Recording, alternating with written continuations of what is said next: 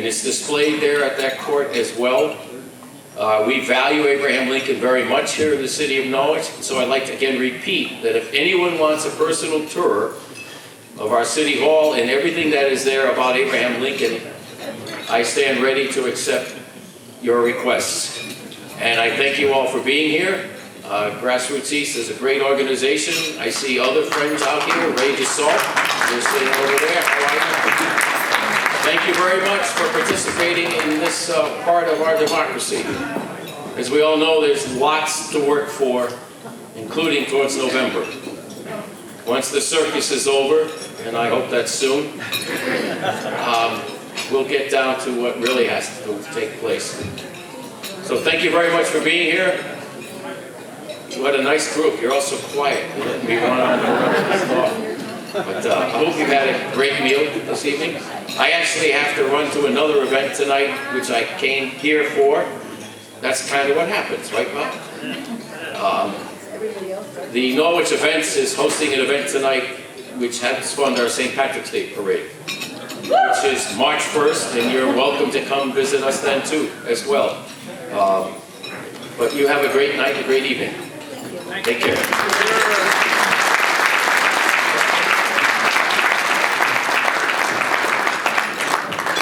He's one of the best known and best loved Republicans in the 2nd Congressional District. He's an icon of Republicanism in Eastern Connecticut. Please join me in welcoming our former Congressman from the 2nd District, the Honorable Rob Simmons, who will lead us in the Pledge of Allegiance.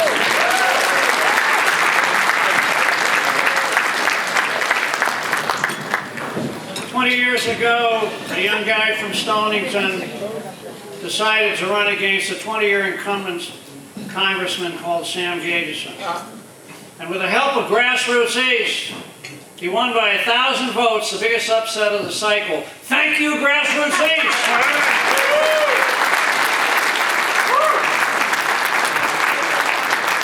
Now that you're all standing, I hope you will join me in the pledge to the flag. I pledge allegiance to the flag of the United States of America and to the republic for which it stands, one nation, under God, indivisible, with liberty and justice for all. Thank you. Thank you. Thank you. Thank you.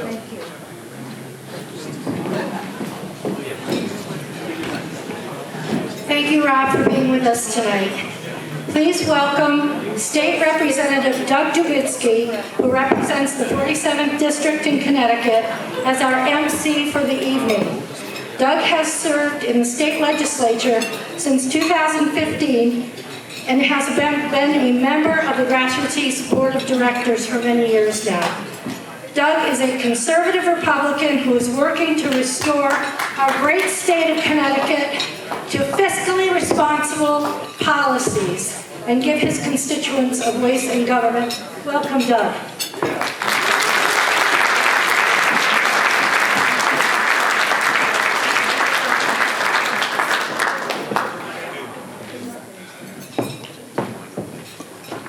Good evening, Norwich. Okay, we're going to do things a little differently this year. We're going to have some speakers. We're going to try to get you out in a reasonable hour. We're going to start off with 24 hours of debate on this side of the room, and then the other 24 hours over here. Can I ask a question, Mr. Manager? Please, you send it up. I won't read it. So what we'll do is we're going to have a bunch of speakers. We're actually going to have the program run through dinner. So we have a lot of people who have a lot of things that they really want to tell you. We have some great speakers. And I'm going to get you out of here by 9 o'clock because I know that I want to get you out of here before the toll that the governor is putting up outside the door is finished. So we'll get you out by 9. We have Pastor Will Marati here tonight.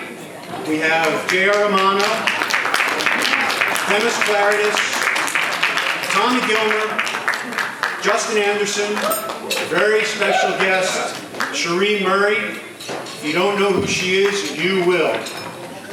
And and it's going to be a great night. And what I'd like to do, since some of you are already eating, is call up Pastor Will for the invocation.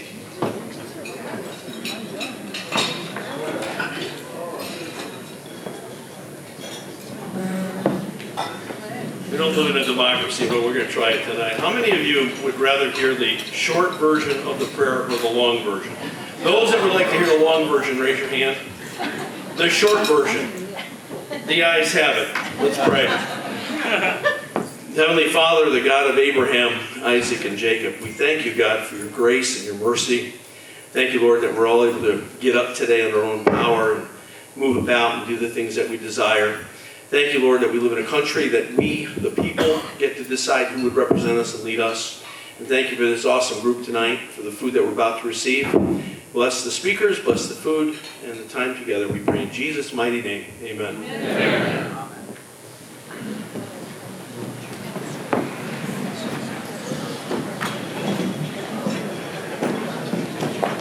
Thank you, Pastor Will.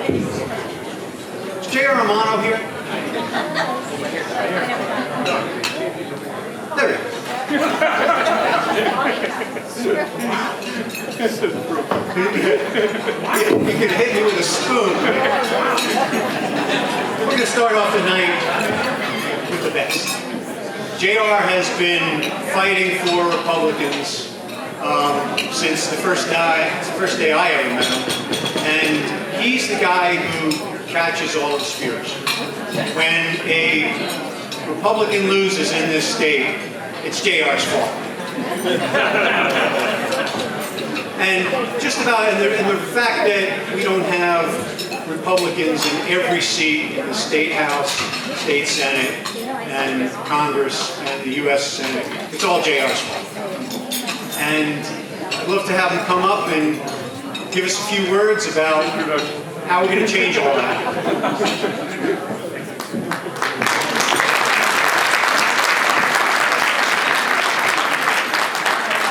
So I will lead with a joke of that nature because Harry Rubenecker was in the room. Can you not hear me? Is this better? Harry Rubenecker stood up at one of our state central meetings and said, We still can't hear you. Is this better?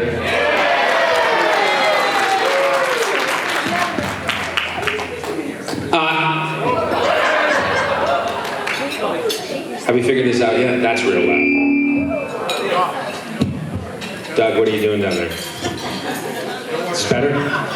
All right, what I wanted to point out was Harry Rubenecker, one of our state central members from the 2nd Congressional District, pointed out a very specific thing about state central. And we exist for one reason and one reason only: to have someone to blame when a candidate loses. But truthfully, one of the things that I do love about my job is that what I believe the ideals of the Republican Party are: we stand for liberty and freedom. Every day of the week, I get to talk about how this party and the people of this room will stand on a hill and fight for liberty and freedom. Because that's what we stand for. And I love my job. I mean, yes, I do take some spears and I can get blamed for a lot of things, but the truth is, I know what we do as a party means something. And the important part about what it is that we do and the people in this room, there's two groups of people I'd like to thank. First is the local town chairman. They get no credit. If there's a chairman in this room, I just want you to stand up. Please stand up if you're a chairman.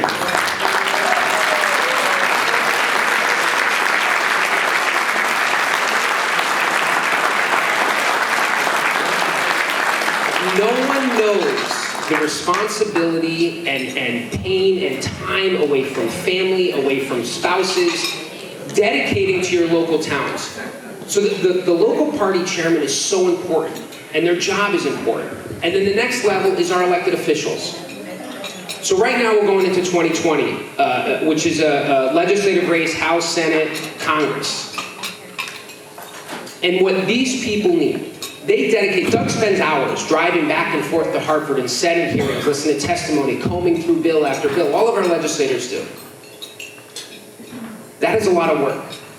And they can't do that work and dedicate that time without the people in this room. So in 2020, undoubtedly, there's going to be candidates in your districts that are going to ask for time. They're going to ask for money. They're going to ask you to find volunteers. Answer that call. Because without you, we don't get quality representatives like Doug. We end up with senators like May Flexer. And no one wants that. Our candidates cannot serve and do the will of fighting for freedom and liberty if you in this room don't help them.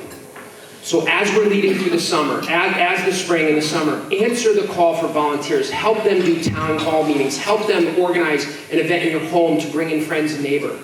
Because if you do that this year, I guarantee we're going to pick up some of the seats that we lost in 2018, and we will surprise a lot of Democrats, and there's nothing I like doing better than surprising Democrats in election. Thank you very much. Enjoy the dinner.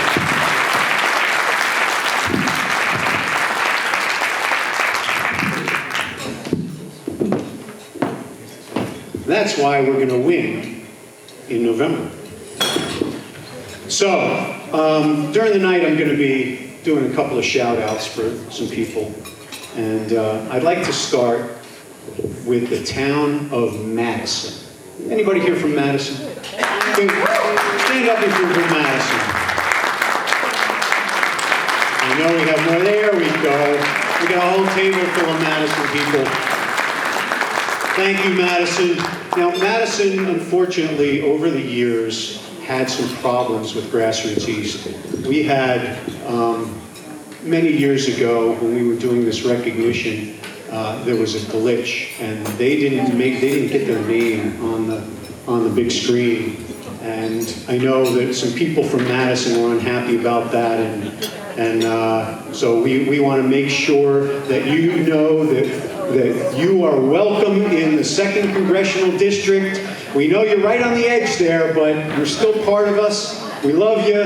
Thank you for coming, and tell Noreen Kokaruda it's been 5 years. She should stop grumbling about it.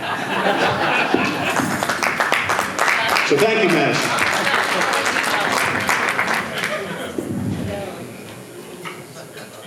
Our next speaker, I don't know how she does it.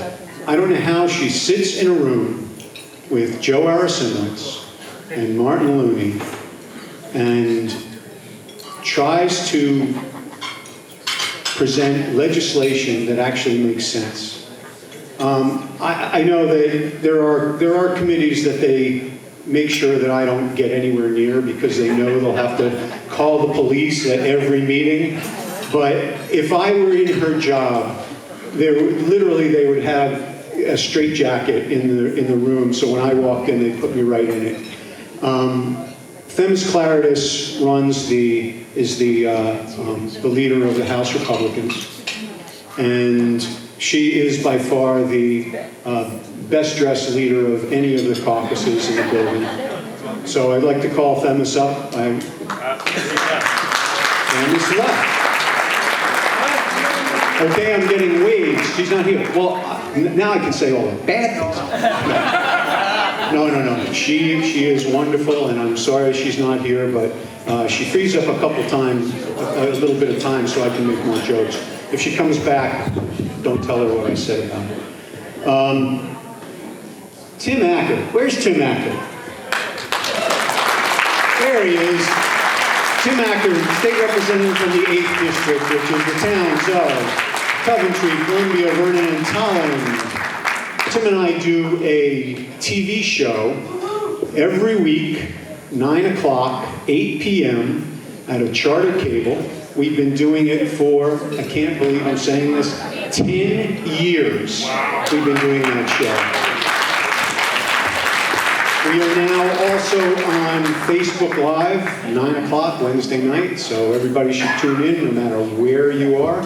I don't know how Tim puts up with me. Tim doesn't usually get much to say because anytime an issue comes up, I just jump right in and start babbling. And Tim has to give me the old elbow under the table. It's like, I got something to say too. Well, thank you, Tim.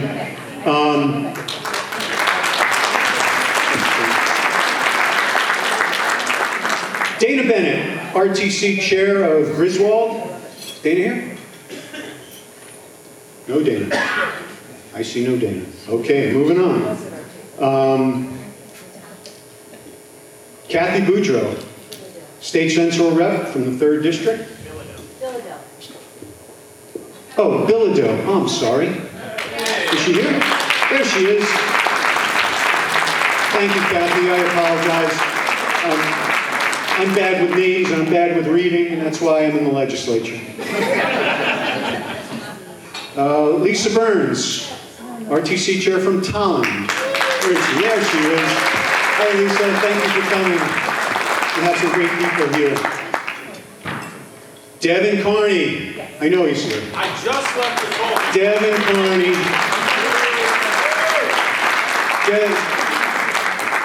Devin, I heard Devin on the radio this morning talking on Lee Elsie's show. Notice I didn't say anything about Grassroots East. Thanks a lot, Devin. That's okay, don't worry. He's got an Oscar. Chuck Catania.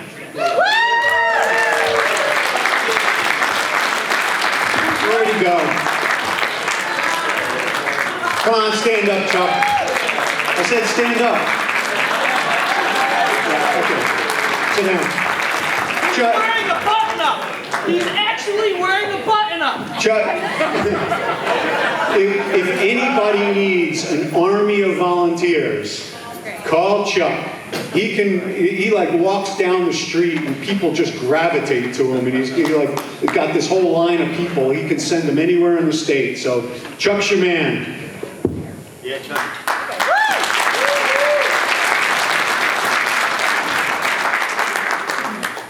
Dan Carter. Is Dan Carter here? Dan Carter ran for the ran for Senate. Dan ran for Senate. I believe it was against Murphy. Blumenthal. Had a 50-50 chance, right? Dan Carter represented, he was in the State House. And he gave up his seat in the State House to run for Senate. And you got to give the guy credit for taking the lead. But as a state rep, he was a state rep for the town of Newtown during the time that the whole Newtown massacre happened. Dan Carter voted against SB 1160, the gun ban, and was still re-elected even though he represented Newtown. Dan Carter's a good guy, and we'd love to see him back. Dan Champagne.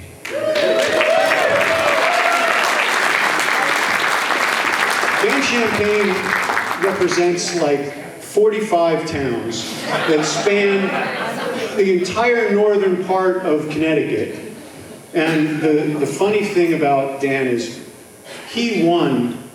Dan Champagne won against a guy named Perrier. So people chose Champagne over Perrier. Thank you, Dan. I'm glad they chose it. Holly Cheeseman. Is Holly here? She's not here? Well, give her a big round of applause anyway. Holly's a state rep for the 37th district, somewhere down near the shore. She's also RTC chair of East Lyme. And Holly does a great job. When I am furious about something and I'm like pacing around the back of the house and the steam coming out of my hair, I go and sit down with Holly, and Holly says, "It's okay, Doug. We'll get through this." And I'm like fuming and screaming, and she's a very calming effect on everybody. So I very much appreciate it. Matt Corey, where the hell is Matt Corey? I know he's here. Matt Corey ran for Senate, and hopefully he will again. We need Matt. Matt is the hardest working guy anywhere in this state. I don't know how, there must be like 6 of them because, in 169 towns, I represent 9 towns. I go to each one of them and Matt's there. I'm like, how did you get here even? What did you have, like a transporter? You beam from place to place? Matt, we appreciate you. We need you.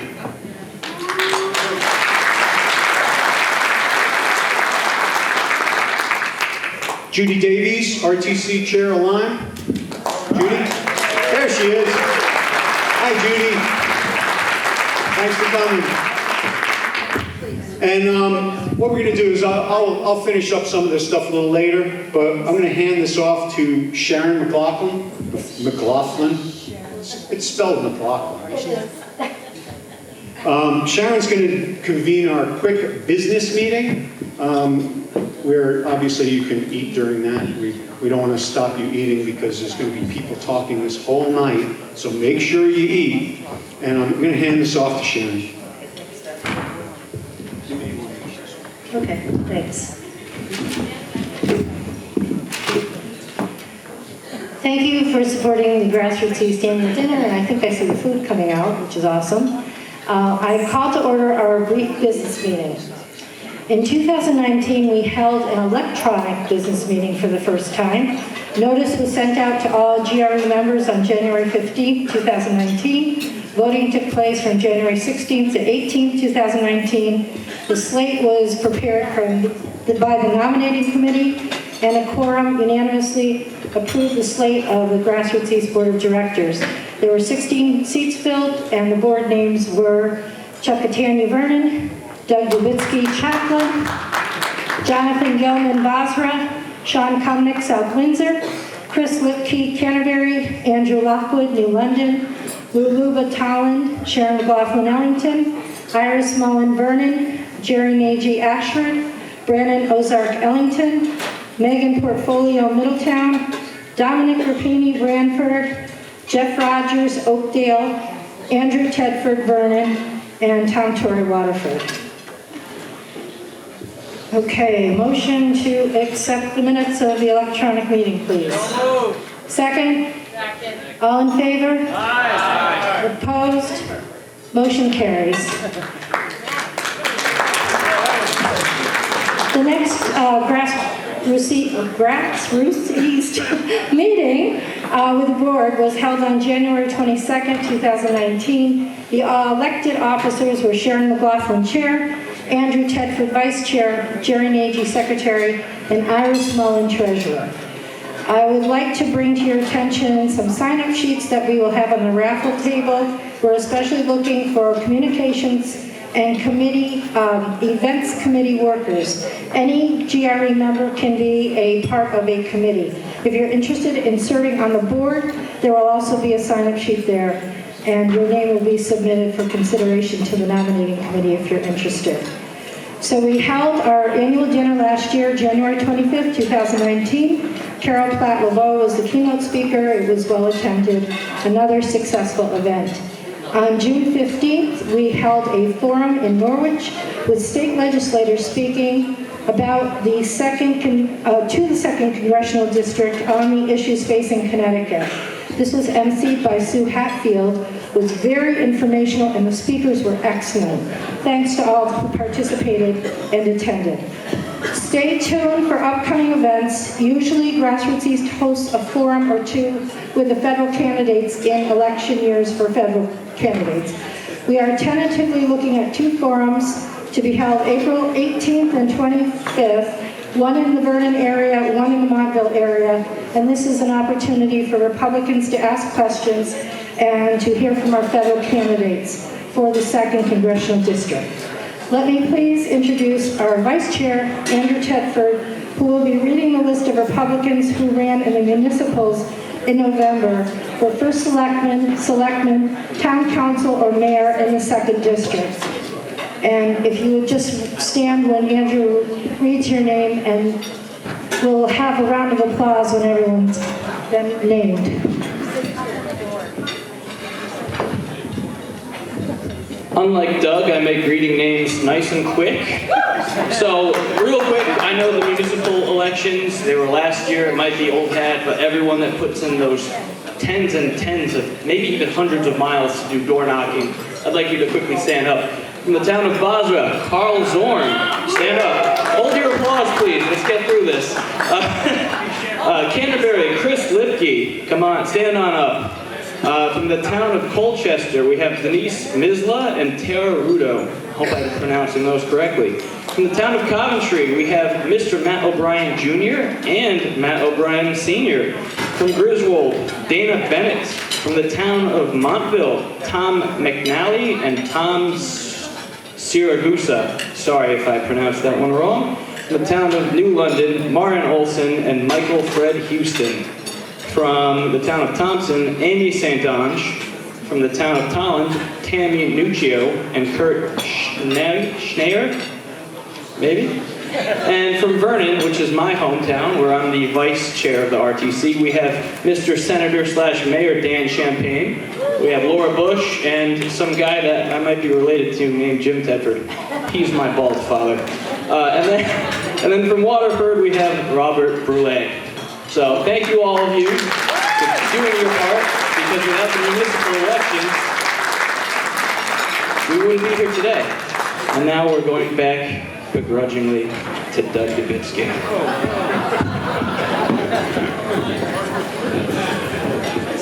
Thank you, Mr. Vice President. Jonathan Gilman, come on up here.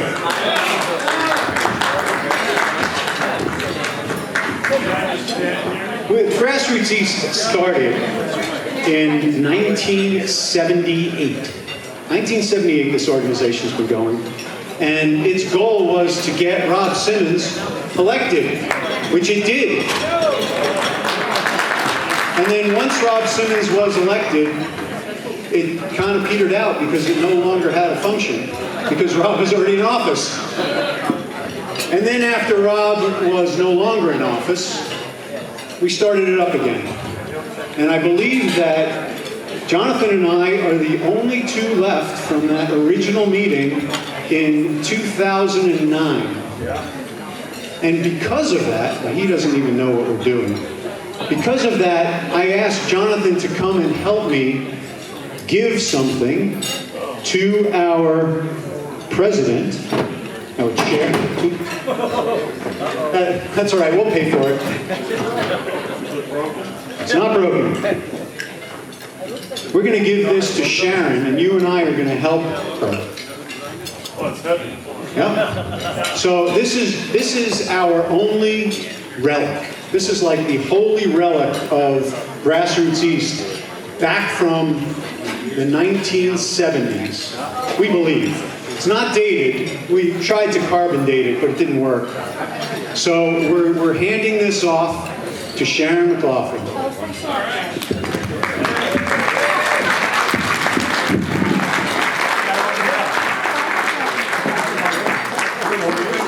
It's the banner, is it?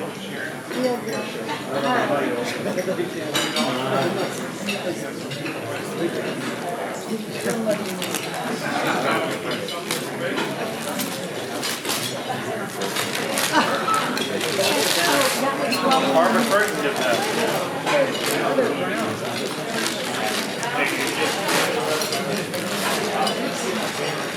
Oh, that's... oh! All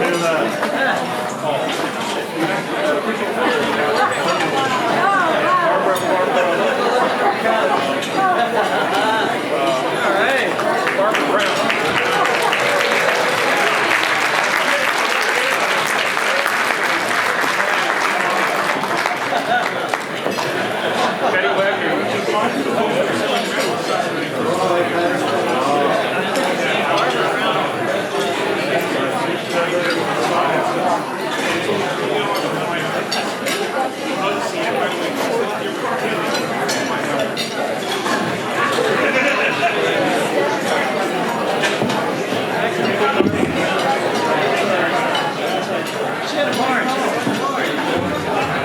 My wife's has been screaming at me for years to get that thing out of our garage.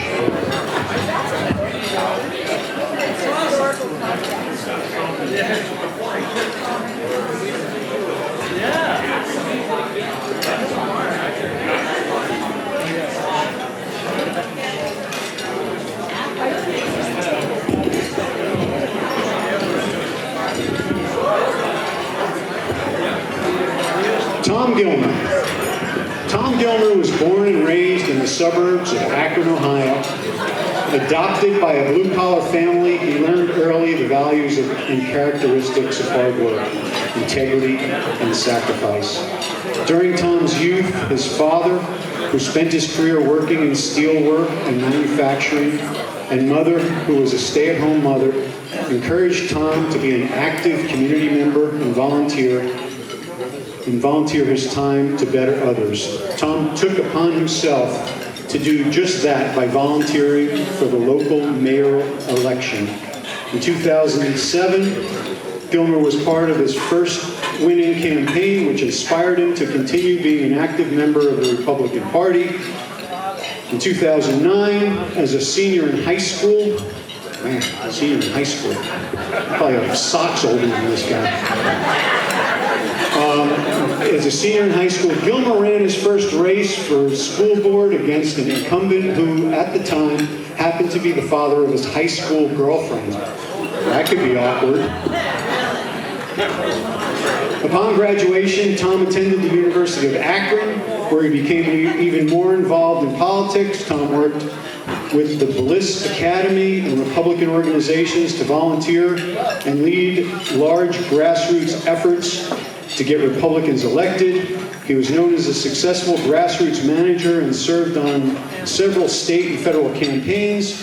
He then transferred to Liberty University, where he graduated with a business degree. In 2015, Tom moved to East Hampton, Connecticut to pursue a career in commercial and industrial construction, where he has managed several $100 million of commercial projects for our communities.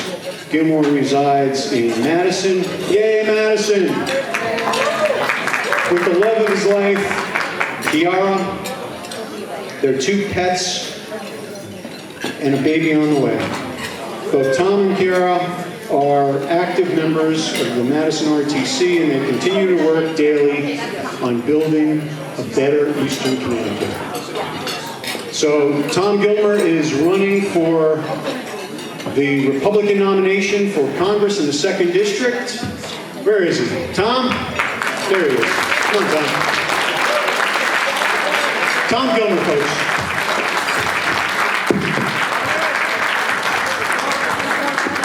So, Representative Jubisky is very good with one thing. He was honest, and he's a very honest man.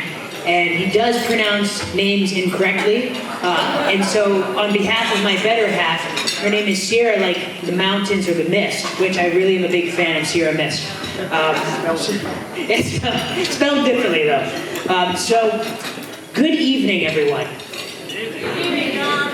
Okay, that was good. Let's try that one more time. Good evening. I like that. You see, because when I was promised that you guys would be active audience participants, I was really counting on that. I heard Mary Ann, didn't hear anybody else, but you know, it's normal. So, 9 months ago, I stood before you in this very room, and I introduced myself to you as the man who wants to defeat Mr. Courtney and the Democratic machine. And I promised you 2 things. First, that I would be the most involved and active candidate that you've ever seen in Eastern Connecticut. And secondly, that I would work tirelessly to raise money and defend Republican principles. I'm happy to report to you that in the last 9 months, I've attended more than 300 events throughout Eastern Connecticut, and going door to door with fellow Republicans and making hundreds of phone calls and speaking to hundreds and hundreds of voters in our district. I'm also happy to report that not only have we raised over $60,000, we have put together a path to the finish line to raise the funds necessary to beat Joe Courtney and bring positive change to Eastern Connecticut. Now, if I told you 9 months ago that in Enfield, we would have what Mary Ann calls a super duper majority, am I saying that correctly? I might have forgot a duper. Or that in towns like Vernon, Tolland, Coventry, or Thompson, and I say Thompson because it's a good name, but I think you should change it to just Thomas. Or Tom. Just a thought, because you're in charge now, Amy. Just a thought. If I told you 9 months ago that a little town by the name of Sprague, with 1,200 registered voters, would take out Kathy Austin with the efforts of a relentless town chair, who's not here tonight, but Mike Meadows did a great job. I want to recognize him. And Cheryl Blanchard. You guys would have called me insane. But you know what? We did it. And we did it with all of our hard work as Republicans. It happened. When I was in Sprague, I saw citizens. I didn't see Democrats and Republicans. I saw citizens who were tired of being deceived by their representatives. And that happens on all levels of government. We're familiar with that with the tolls. We're deceived every day. We don't know if there'll be a session or if there'll be a vote or not. And we're also very excited about the circus ending hopefully today, or as somebody told me, maybe Tuesday down in DC, which is a whole bunch of other deceptions. So, as I said, the same feeling holds true at all levels of government. We, the people, are tired of being taken for in our towns, in the state of Connecticut, and in Washington, D.C. 9 months ago, I came to you all with a message that it was time for change. Now, let me ask you the same question I asked you 9 months ago. Are things better today in 2020 than they were in 2007? No. Let's try that again. Are things better today in Eastern Connecticut than they were when that man was running our district? No. I like that. That's a better answer. Good. I'm going to ask you another question. Let's try this one. Do you want to live in a society where your elected officials want to silence you? Where your representatives want you to apologize for being American? Where they would rather give billions of dollars of your money to Iran than take out a mass murderer? No. Chris Murphy, he made me angry with that tweet. We won't get into that. Where they would want to take your freedoms away, control your health care, and disarm you so that you couldn't stand up against them. Is that the type of Eastern Connecticut you want to live in? No! I like that. That's a good answer. So if you feel as I do, then we must agree to do something to stop that from happening in this country, because it is happening. Today you have a choice. Today you have the opportunity to defend freedom, to defend our liberties. Now, before you make the commitment, you need to know that you're signing up for being judged, for being called names, and for people calling you intolerant. But that's okay, because you represent the party that fights for their right to do that.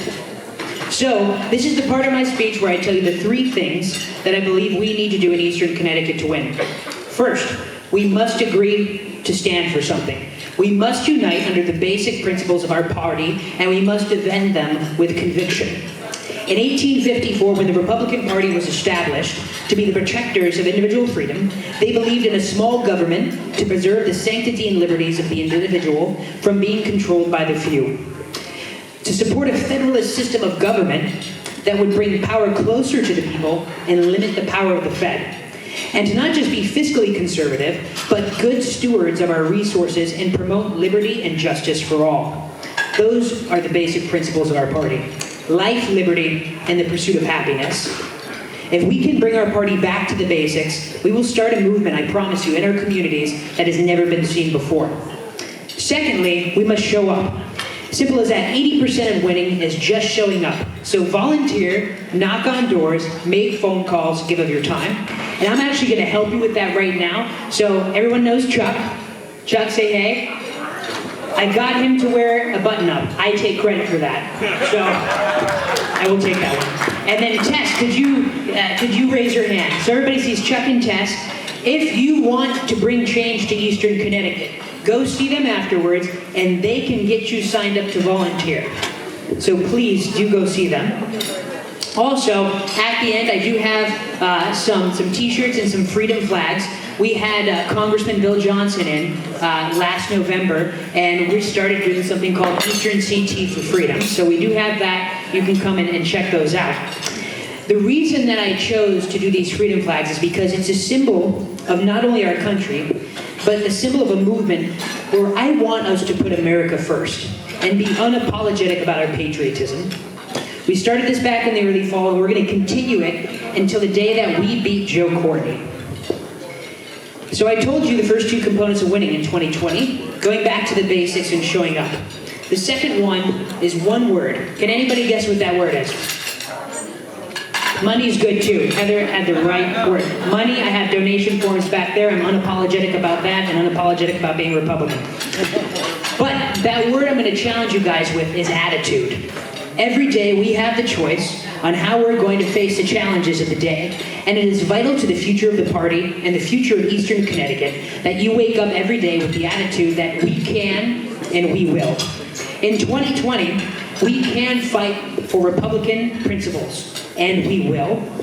In 2020, we can volunteer and get Republicans elected, and we will. And in 2020, we will defeat Mr. Courtney, and God willing, we will. There is, I promise you, my friends, there is a sunrise after every sunset. And on November 4th, the day after the election, the sun will rise and we will wake up stronger and better than ever before and in victory in Eastern Connecticut. As a kid adopted by two working class parents outside of Akron, Ohio, one a CNC machinist working in the manufacturing, and my mom, stay-at-home mom, I know the principles and values of hard work, of the American dream. I know how blessed I am to have been afforded the opportunities of life, liberty, and the pursuit of happiness. And I know that with a little hard work and elbow grease, anything is possible. I may be Ohio by birth, but I am Connecticut by choice.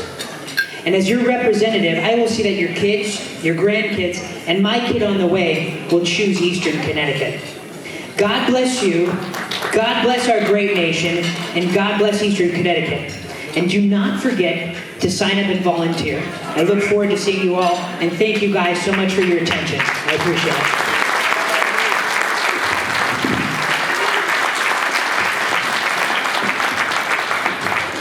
Tom Gilmer, everybody. Let's give him a big round.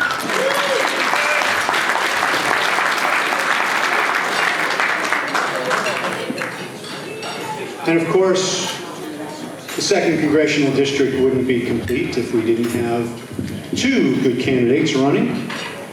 So the next one is Justin Anderson, Lieutenant Colonel Justin Anderson, from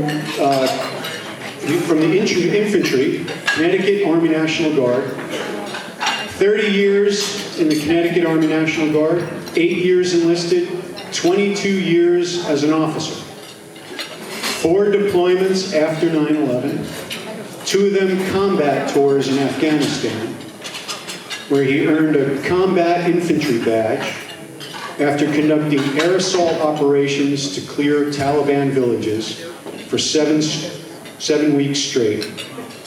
He spent 21 years in the infantry, 5 years teaching at the Officer Candidate School, 3 years as an instructor, 2 years as a commander. He spent 1 year as the Connecticut State Planner and leader for the Homeland Response Force, a response force to chemical, biological, radiological, nuclear, or high explosive attacks throughout the entire New England region. He most recently worked as the State Intelligence Operations Specialist. On the civilian side, he worked for 20 years as a correctional officer in a maximum security prison. He's retired now. And 7 years on the Correctional Special Operations Group as the facility's hostage rescue team and transport team for high-risk inmates. Not the kind of guy you want to fight with. Guaranteed. So Justin Anderson, he's got a bad voice right now, but he is going to soldier through it as he soldiers through everything. And while he's talking, I'm going to stand here and do American Sign Language because you may not be able to hear him. So everybody give a big round of applause for Justin Anderson. And I think he's wearing high heels. 6-inch heels. That's creepy. All right. I apologize. I lost my voice. So I don't want to sound really creepy up here because I feel like I do. But it's one of the reasons that my wife can go through some stuff. It'll make it quicker. It's good. Can everyone do me a favor? If you are a retired or military service member, can you stand up, please? Anybody in the military? Stand up.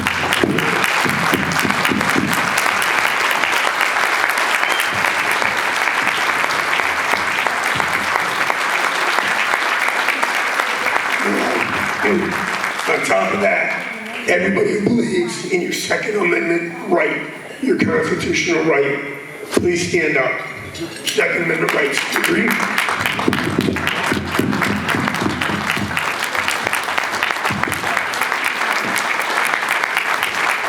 This is how we beat Joe Courtney. This is how we beat Joe Courtney. And I'm gonna have my wife explain. Sorry. Good evening, everybody. My name is Darlene Anderson. I am the wife of Justin Anderson. I am here to be his voice, and I will say this, right? Girl power. And I can say whatever I want. But it's actually been a great week. He has lost his voice for a whole week, so he doesn't argue. Anyways, you all heard his very amazing background. Justin has done incredible things in the Connecticut National Guard. 30 years in the Connecticut National Guard. 8 years enlisted, right? Thank you. I appreciate that, right? 22 years as an officer. 2 combat tours in Afghanistan. This is no joke. We're a military family. I also am in the military. 22 years for myself. So thank you. Appreciate that. But Justin, I'll tell you what. We live leadership before politics. We live it in our house. We live it every day, okay? Justin, we both agree with Second Amendment rights. This is how we need to move forward with this campaign, right? So to beat Joe Courtney, we need Second Amendment rights. Justin is part of the CCDL. He is part of the NRA. And I'll tell you what, he fully supports, and I believe they fully support him as well. So this one is near and dear to our heart. Thank you. This one is near and dear to our heart. Third-term party abortions, okay? The problem here, we don't agree. And let me tell you why. Quick story. We share a daughter. She had a sacroiliac teratoma. We were told by multiple specialists all over the state of Connecticut to abort, all the way up to Yale. Yale Maternal Fetal Medicine said it would be best to abort her because they didn't feel that she could survive. We refused to abort her. Now, she's 3 years old. She's about the size of a 7-year-old because he's kind of a big dude, right?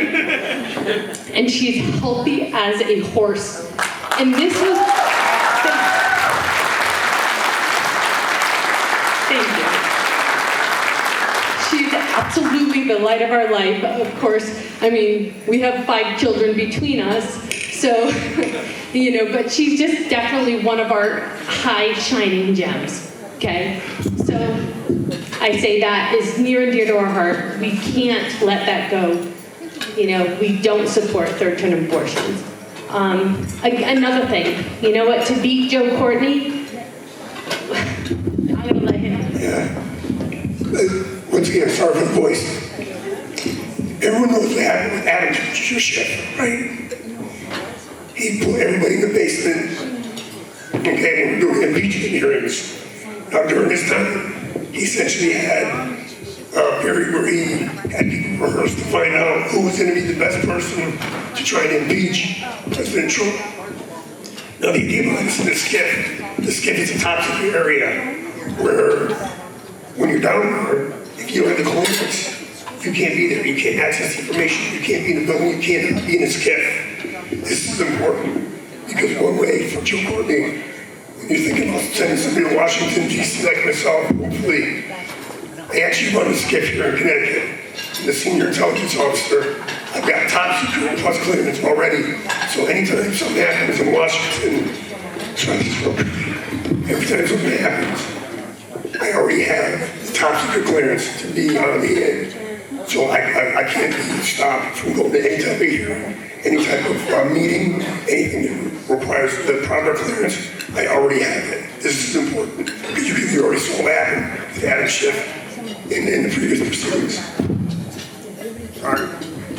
So I don't know if you all heard that, but Justin, due to his military background, he has top secret clearance. So all the stuff that Schiff tries to pull, where he doesn't allow people to come into the meetings because they don't have top secret clearances to get into the skiff, Justin has a top secret clearance, so he can get into those meetings. Okay, so that's...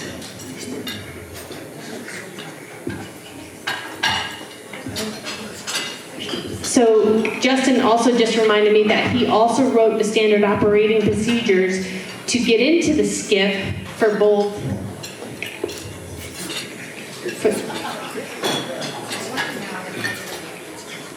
Right. So for classified and unclassified documents, he wrote that standard operating procedure for the state of Connecticut. So acting as the intelligence officer, he did that. For a period of time here, within the last year, he was the only one who could get into this facility. So this is kind of a big deal. You're kind of a big deal.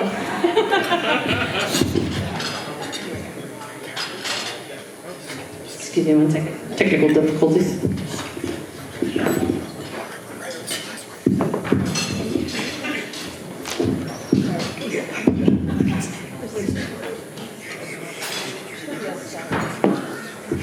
I'm sorry. Okay, so the last point that Justin wanted to point out is when you're a congressman, when you're in Congress, you actually are a decision maker for military individuals to go into theater and present themselves for war. You are making those decisions for us, he and I, to go into a war zone. You know what? I think that Justin believes that the best person to make those decisions is someone who has that experience, who can understand and comprehend the hefty decision that is to go into a war zone and who to send.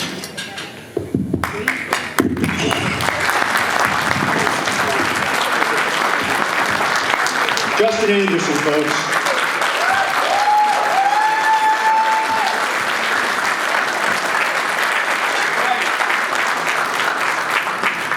Chris Davis. Where's Chris Davis? He was here a minute ago. There he is. If anybody knows the state budget, it is Chris Davis. And if anybody, I don't know how you do it, Chris, that being in the Finance, Revenue, and Bonding Committee is one of those things, that's one of the committees they keep me away from, because I would be throwing things, I'd be screaming and yelling and berating everybody on live television. I don't know how you do it, Chris, but I'm sure glad you do. Craig Fishbein. Craig Fishbein came all the way from Wallingford. I don't think he's in the room right now. He's probably running around the building. He's here. He does like 11 Ironmans a week. You can't keep up with the guy, you know. For somebody who is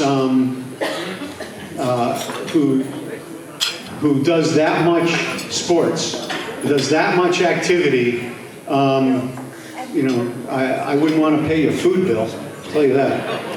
Paul Formica. Where's Paul? Paul Formica. Paul ran for the 2nd Congressional District too. He's one of the roadkill, like a lot of us in this room, who have tried for that spot and failed. It ain't easy, is it, Paul? No? There's a bunch of us in this room. I can look around the room and see a lot of people who have tried. And, you know, thankfully this year we have a couple of good candidates who are going to try again. Paul has a great restaurant. Man, I don't know how you could eat the stuff here, but Flanders Fish Market, everybody. Give him a little plug. Thanks for coming out, Paul. Mike France, I know he's here. He's everywhere. Where's Mike? Mike. Hey, you see these? They're glasses. That's why I wear them. Mike France is not only the state representative for the 42nd district, which is a bunch of towns, Ledger, Preston, all those places. Montville, it's got 3 towns. I've got 9 towns. He's also state central rep, and he's also the chair of the Conservative Caucus. Give him a hand for that.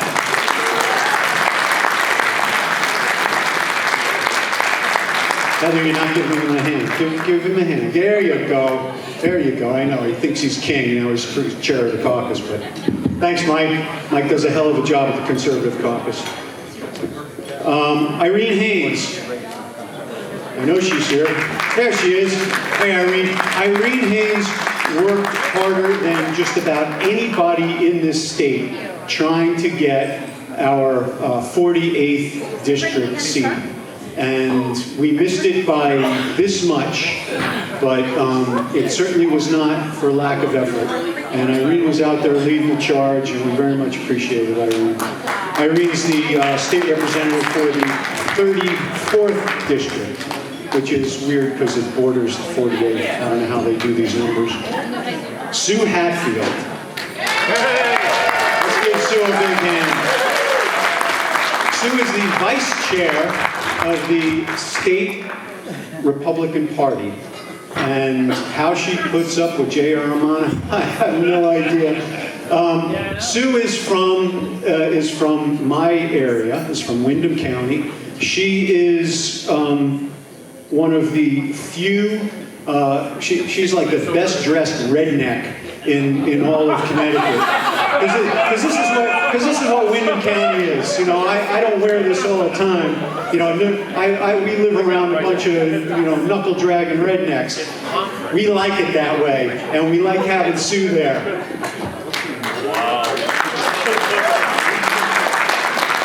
Ed Marcolini. Ed, I don't know where I met Ed for the first time.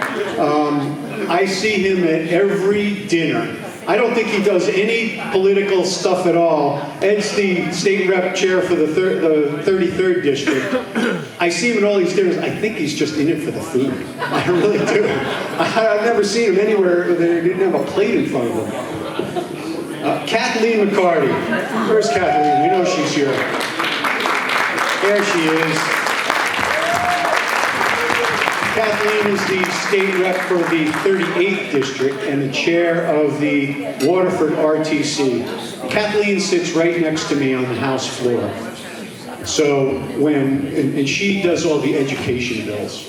So anytime there's an education bill that's coming up, like 5 bills before and 5 bills after this education bill comes, she just goes on about this education bill coming up, and I'm like, Kathleen, I got to focus on this. So if you ever see me on video when I'm talking, you'll see I have one earplug in, just one, and it's on Kathleen's side. But I love Kathleen. I do. We have a great time sitting over there in the back row, playing with the pencils and back in Group W. Sarah Mustra. Where's Sarah? There she is. Hi, Sarah. Sarah's the state central rep for the 3rd district. What towns are the 3rd district?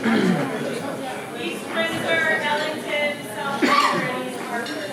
So, St. Paul and Ellington. Way up where the new casino's going. Well, one of the things that we've got going right now, obviously we've got the impeachment situation happening in the country. And we've got a basic disagreement in this country about what this country has done in the past and where it's going in the future. And a lot of this discord is being pushed by one person. Alexandria Ocasio Cortez. We all know who she is. Thank you. We all know who she is, and we all know what she is doing to this country. She's breaking this country into little pieces and dividing the country. Thankfully, we've got an election coming up in November, and we've got a great candidate running against her. Her name is Cherie Murray. Cherie was born in Jamaica, West Indies, and came to New York City with her family when she was only 9 years old. Growing up in Queens, Cherie learned early about the importance of hard work, the value of good education, and the strength of a united community. In 2004, Cherie, a young entrepreneur, founded the SNL Group, Inc., a television production and advertising company with a mission of creating jobs in the New York City tri-state area for minorities in media. Her work with TEG opened the doors for many minorities in her community. Cherie garnered a slew of endorsements in her bids for public office, including the Queens County Republican Party, Queens County Conservative Party, New York City Reform Party, New York City Patrolmen's Benevolent Association, Fire Marshals Benevolent Association, National Black Republican Council, Latino National Republican Coalition, and New York State Federation of Republican Women, and former Congressman Robert Turner. Cherie has a record of reaching across the aisle to get things done.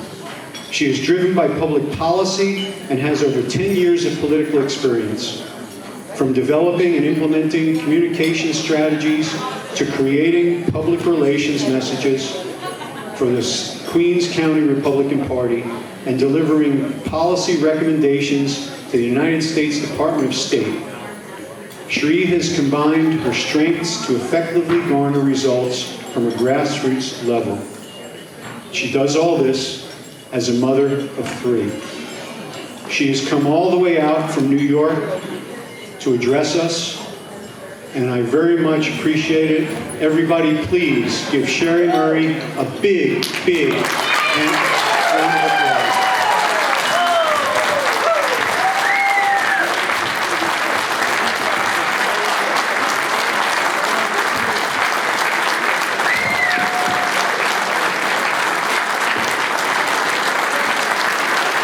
Thank you, everyone. Thank you.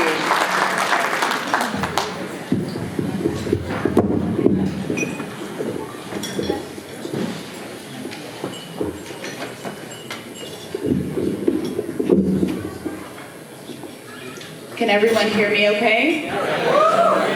Good evening, Connecticut. How is everyone in Norwich doing tonight? Everyone enjoying the dinner? Yeah? Okay, very good. I would like to start off by saying to the CT2 congressional candidates, good luck. And to Justin Anderson and to Thomas Gilmer, it's a tough fight ahead, but I know you guys will pound it through. To all of our esteemed guests, Pastor Will Marotti, founder of the New Life Church. We have Senator Heather Holt Summers, who just ran out of here. Mayor Erin Stewart. Mr. Robert Simmons, a former member of Congress. And we also have our esteemed State Party Chair, Mr. J.R. Romano.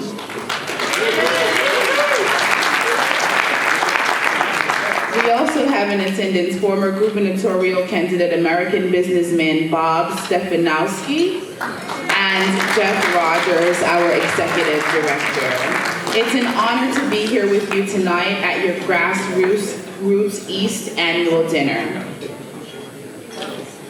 To your source for the latest news impacting voters and taxpayers in Eastern Connecticut, I want to give a big shout out to Grassroots East. It's an honor to be here. My name is Cherie Murray, and I'm from New York, running for Congress in NY14, Queens and the Bronx, against AOC.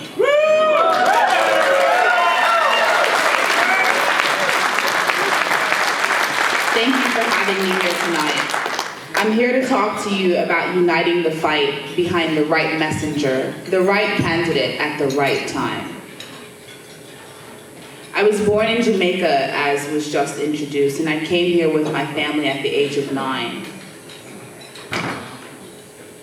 I learned early about the importance of hard work and the value of a good education and the strength of a united community. I have been active in my community at a young age, serving as the captain of my gymnastics team and graduating with an Outstanding Community Service Award from the Law, Government, and Community Service High School. I'm a CUNY alumna, and I graduated with 2 degrees in the fields of microcomputer business systems and broadcast journalism. I have no student debt.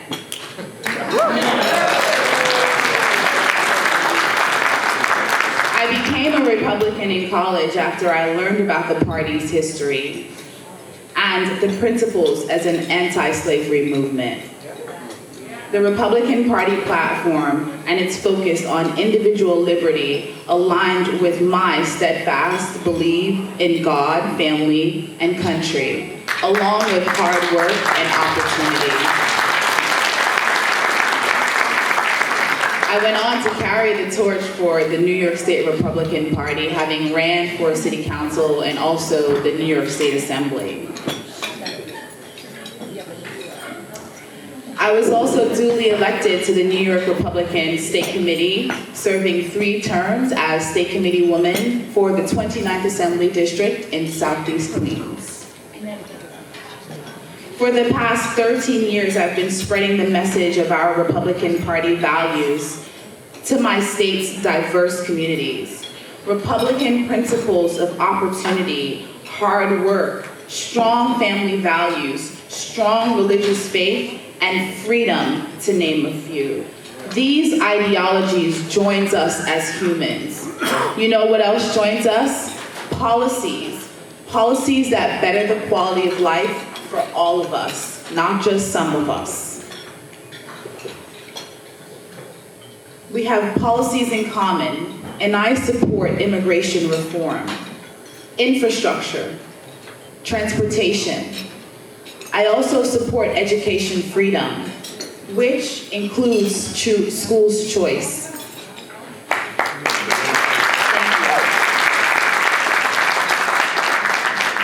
Education and skills trades are super important, and those opportunities at skills trade through apprenticeships will expand the interest in the technical education and careers in the technical sector.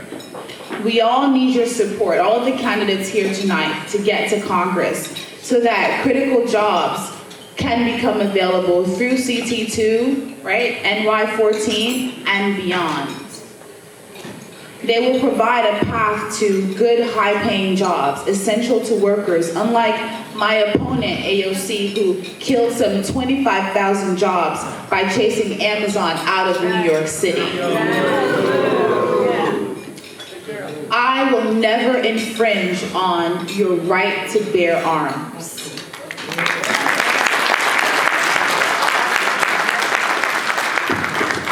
The key to reducing gun violence is addressing mental health and harshly prosecuting those who violate gun laws. Locking criminals up deter bad behavior in others.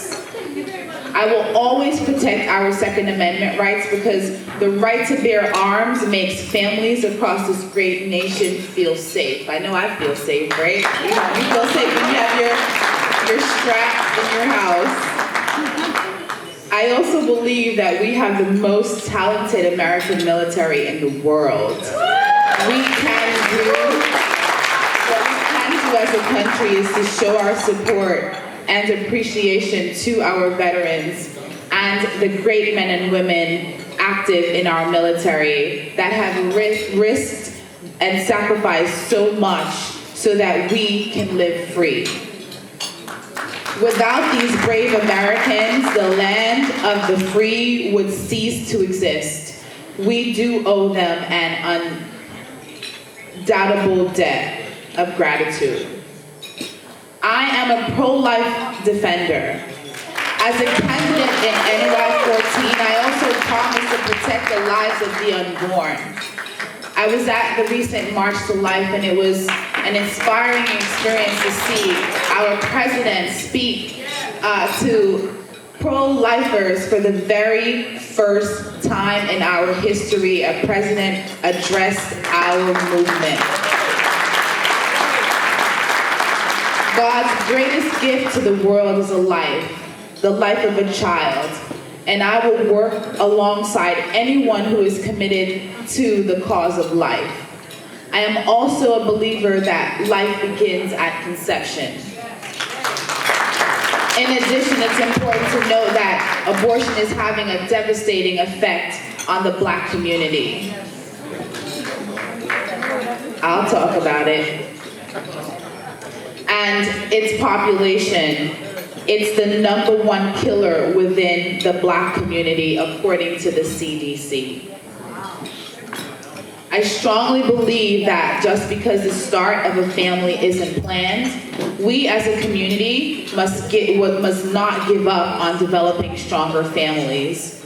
Abortion ratios increased among non-Hispanic Black women. They went from 3%, from 514 abortions per 1,000 live births in 2007 to 531 in 2010. And in Hispanic women, it jumped 8% from 2005 abortions per 1,000 live births in 2007 to 222 in 2010. Now, it takes a village to raise a child, and we must never forget that. Today's families are not based on a one-size-fits-all model, but based in love, support, and community. I am a mother, and I know what it takes to raise children, as most and all of our moms and dads here know how difficult it is to raise our young. Abortion should never be seen as the only option. And if we're going to grow as a community, it starts with making sure there's every chance and opportunity to grow strong families. Let's start to promote adoption.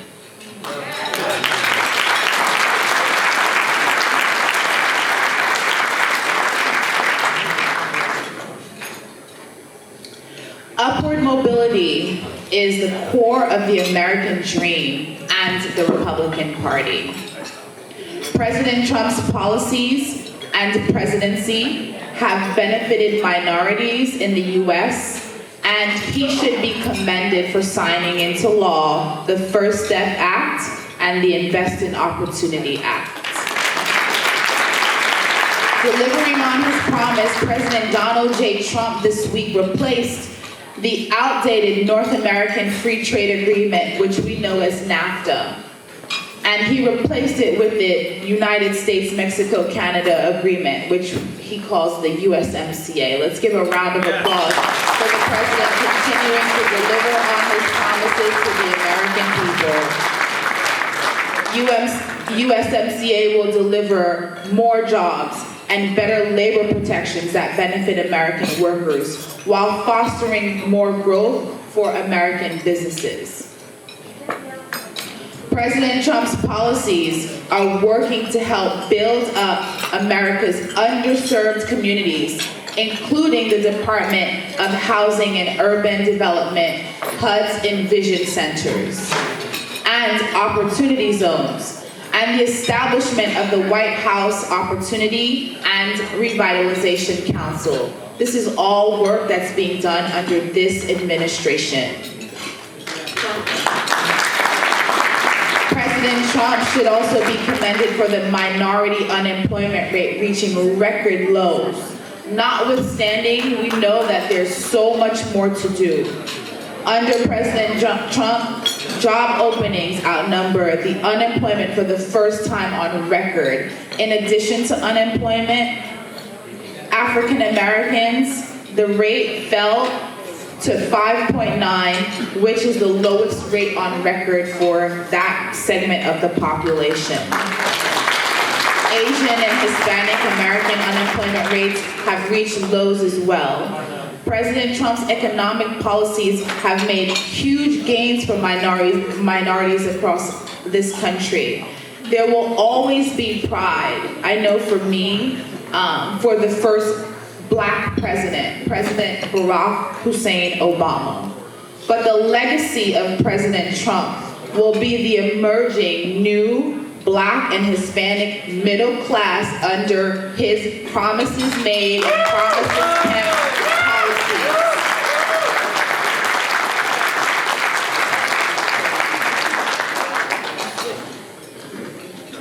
I advocate for the Republican Party and for conservatism as better for minorities because at its inception, the Republican Party was started as an anti-slavery movement.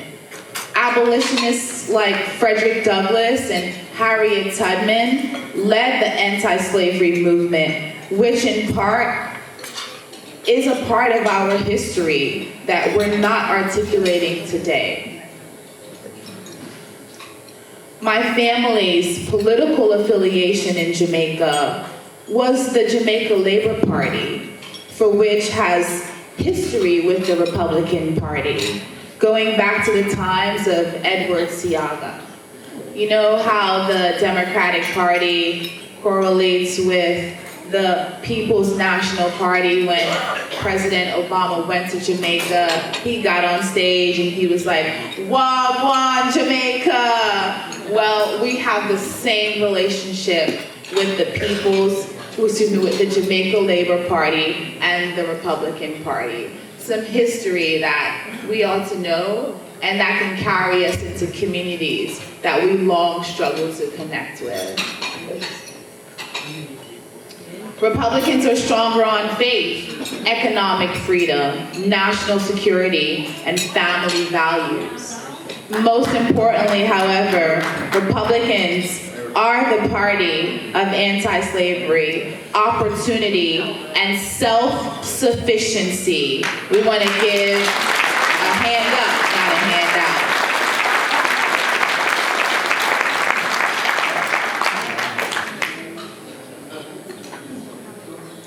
I am a Republican and I advocate for conservative ideals because I believe we must preserve the party's rich history. My campaign to unite the fight is a winning one, and Republicans and conservatives can take a look at the Cherie Murray for Congress model in an effort to reach constituencies that the party has struggled to connect with for decades. Just to give you a brief synopsis of our numbers, I think they came out today. Since we've launched, we've raised over $500,000. We've prospected some 40,000 people who've signed up to our campaign, and we've exceeded some 12,000 unique donors. But don't stop there. I need some donations tonight. We have our contribution cards going around. Just want to throw those positive numbers out. I'm so grateful to the American people, both locally and across the states of this great nation, for the overwhelming amount of support for our campaign to unseat AOC.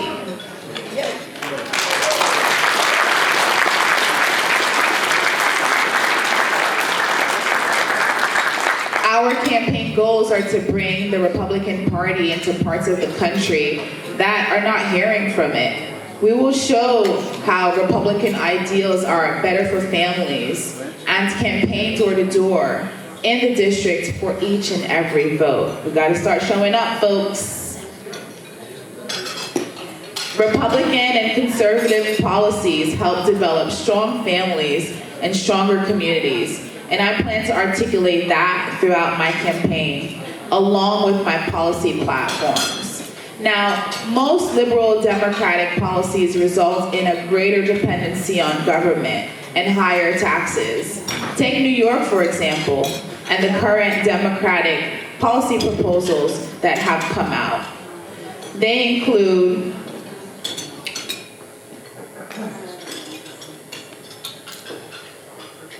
some of the highest taxes in the nation. We rank number 1 in losing residents to other states. We are the 5th highest in gas tax. We're the worst in business climate in the nation. We're known as the most corrupt state in government because of the leadership of Andrew Cuomo. And he even forced the passage of the SAFE Act in the middle of the night. He pardoned some 35,000 felons.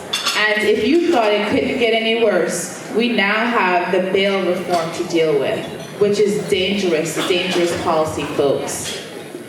He's responsible for the current state of the MTA by diverting funds for his own use in what other state in the country could this governor get away with this. He even said America was never that great. I can't blame Cuomo. I blame the people who continue to elect him, perhaps because our message is not getting to those people. I want to get rid of him just like I want to get rid of that socialist AOC.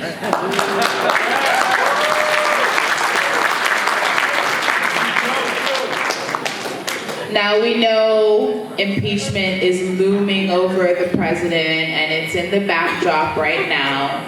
And Senate Majority Leader Mitch McConnell is, as of now, including in the US Senate impeachment trial, rules a kill switch that effectively allows the president's legal team to seek an immediate verdict of acquittal or dismissal of the case should Democrats continue to engage in the shenanigans like they have in the House process.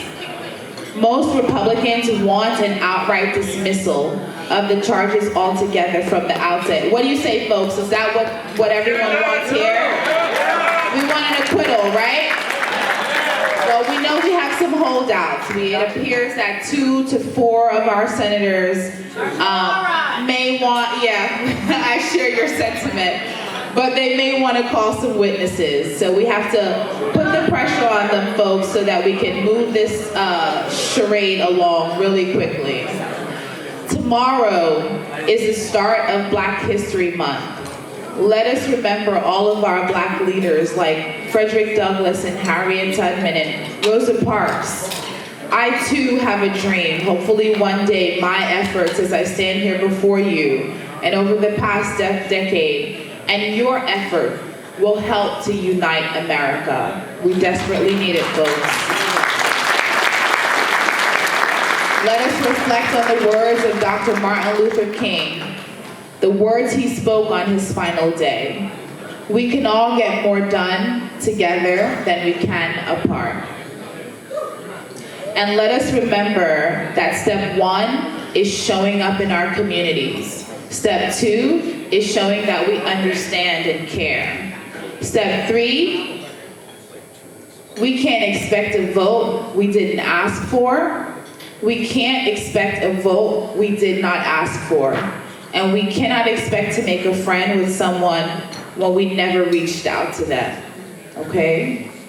Thank you, Norwich, Connecticut, NY14 in Queens and the Bronx will absolutely hear from me. They'll hear from our campaign. They'll see us in the community and they'll see us in the street with our message to unite the fight. We will ensure that the community has a seat at the table in Washington, D.C. Unlike my opponent, who's been seeking the limelight, I would like to leave you all with a short prayer. Father God, thank you for quickly removing the obstacle out of my way. I believe and declare that it's going to happen quickly. Amen. Thank you. Thank you all. God bless you, and may God bless you and the United States of America. Thank you.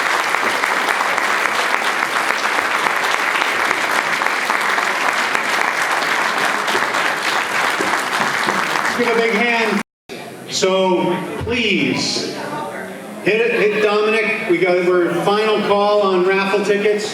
Dominic's over there. He's not hard to see. Go grab him, give him some money, and get a raffle ticket. There's some great stuff up here.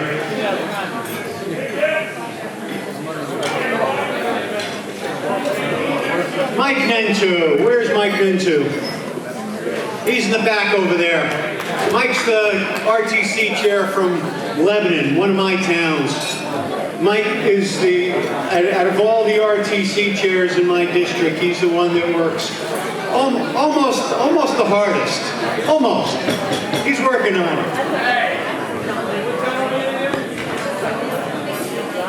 I said almost. Lawyer wiggle words. Matt O'Brien, Jr.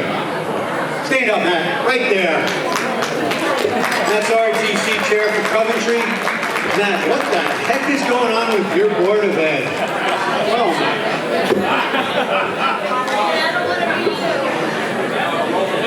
Rob Parra. Where's Rob Parra? You still here? Didn't come? Okay, then I won't say bad things about him. Jeff Rogers. Jeff, I know is here. He was here. There he is. Jeff's the State Central Rep for the 20th District. He's also on the Board of Directors of Grassroots East. He is one of the key drivers for this dinner tonight. He did most of the work. He did all the things that I didn't want to do. Harry Rubenecker. Where's Harry? I don't see Harry. So you know Harry was here? Where is he? Oh, there he is. Hey, Harry. When I looked at the list of people who had signed up for the event, Harry was the only guy who bought like 10 tickets. Everybody else bought one, maybe two. Harry bought this whole big block of tickets. Thanks, Harry. I appreciate it. Harry's the chair of the Westbrook RTC and also State Central Rep for the 33rd District. Of course, we've got Rob Simmons, the Colonel. Where are you going? I know he's here. Thank you, Colonel. The Colonel is everywhere. I got a little story about the Colonel. He doesn't know I'm going to say this. The first time I ever met Rob Simmons, I had decided I was going to run for Congress. And Rob Simmons had been in Congress, of all things. And I didn't know anybody who was in Congress. It was just Rob Simmons. So he calls me up. The first time I ever talked to him, calls me up on the phone and he says, "Hey, I'd like to meet you." I was like, oh my God, Rob Simmons wants to talk to me? Wants to meet me? I was like starstruck. He was like, come and meet me down in Norwich. So we met at Dixie Donuts. Remember that, Rob? Remember Dixie Donuts? So we met down in Dixie Donuts, and I figured Rob's going to bestow on me the wisdom of the ages. He's going to tell me how I get to win to be a congressman. And I go down and I'm going to go see Rob Simmons. And he sits me down at Dixie Donuts and he says, you know I'm in a primary, right? Yeah. He said, you're going to support me, right? I said, yeah, I plan to. And I'm thinking, okay, when is the ultimate wisdom going to come? And he goes, you know, Dixie Donuts is the best donuts anywhere in the area. And he leaves. I'm like, great! That's how I win. Dixie Donuts. And you know what? He's right. Dixie Donuts makes great donuts. Well, thank you, Rob. Rob has given me infinite wisdom. And sitting on the shelf in my office in the Capitol right now is a letter from Rob Simmons thanking me for running for office. And I thank you for running for office and being our congressman for so long. Paul Smith from the state rep from the 7th. There he is. Vern Smith, chair of the Salem RTC. There he is in the back. Heather Summers. Is Heather still here? Heather Summers is, she's here somewhere, I know. But she is the greatest politician there ever was. She will one day be president, I guarantee it. And I'm not just saying that because, frankly, I'm a little afraid of her, and I think if I don't say good things about her, she's going to come and pound me into the ground. Amy Stefanowski, of course, was with the fabulous Madison table. Thank you, Madison, for coming. Thank you, Amy. Amy is the RTC chair and state central rep for the 12th district. Erin Stewart, she didn't show up, did she? Erin Stewart, did she come? Did she? I'm surprised. This is a Republican dinner. Tom Torrey. Tom Torrey. Where's Tom? I know Tom is here. He's got to be here. Tom Torrey is by far the most knowledgeable political operative in Eastern Connecticut. All you have to do is ask him. Marianne Turner. She's not. Where's Marianne Turner? I don't see her. Where is she? Is Marianne Turner here somewhere? Marianne Turner is the RTC chair extravaganza of Enfield. State Central rep for the 7th district, and I understand she's got an announcement that's coming shortly. Thursday. We're a federal PAC, so I can't tell you what our announcement is. Carl Zorn. Carl Zorn, I didn't put you at the end. I know you're probably always at the end because of your name. It starts with a Z. But thank you, Carl, for coming. I moved you up in the order because I know you probably lived your life at the end of the list. Carl Zorn is the chair of the Basra RTC. Lori Hopkins Cavanaugh, I know she was here. Lori was a former, she's in my club of people who ran for the 2nd Congressional District and got clobbered. Although I know she's here, but I didn't see Alex Jones with her. I thought he was coming. Robert Hurd, I know he's here. He comes to everything. Where is he? Oh, there he is. Hey, Robert. I see you now. Thank you for coming. Robert's the RTC chair of the great town, or the wonderful town of Vernon. Thank you. Dan Cavella. Did Dan come? I didn't see Dan. Is he here? Well, thank you, Dan. Dan's the Plainfield RTC chair. Bob Leach. Robert Leach. Is Robert here? He's the East Windsor RTC chair. We appreciate you coming.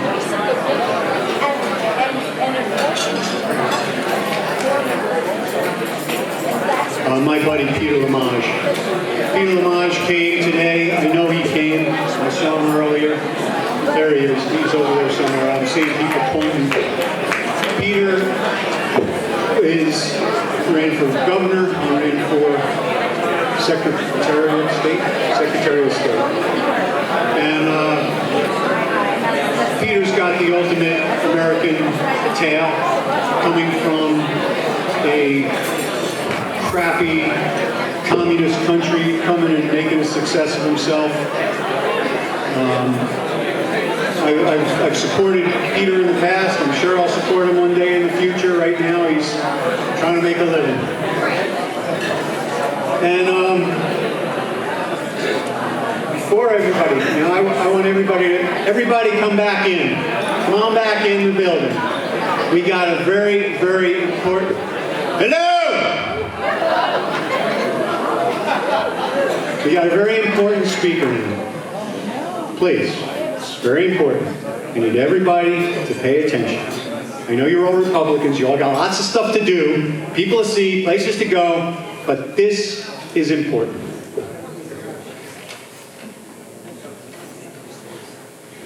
Native of Connecticut, Pastor Will Marotti and his wife Ann and 3 others started the New Life Church in 1999 in their living room. The church has grown to over 1,000 regular attendees on a 56-acre campus in Wallingford.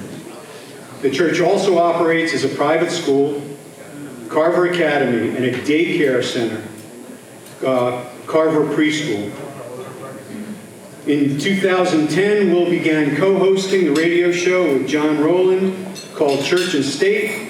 Will continues to broadcast on WTIC, currently hosting the Will Marotti Show Monday through Friday. In 2016, Will became the only active minister ever to lead a race team at the Indy 500. Spoiler alert, he didn't win. It was a dream which he actively continues to pursue to this day. Will and Ann Marotti have been married for 32 years, have 2 grown children, 2 beagles, and reside in Wallingford. Will is a lifelong member of the Republican Party. I thank him for coming, and I thank Craig Fishbein for making it happen. Ladies and gentlemen, please give him a great, big, warm welcome. Pastor Will Marotti.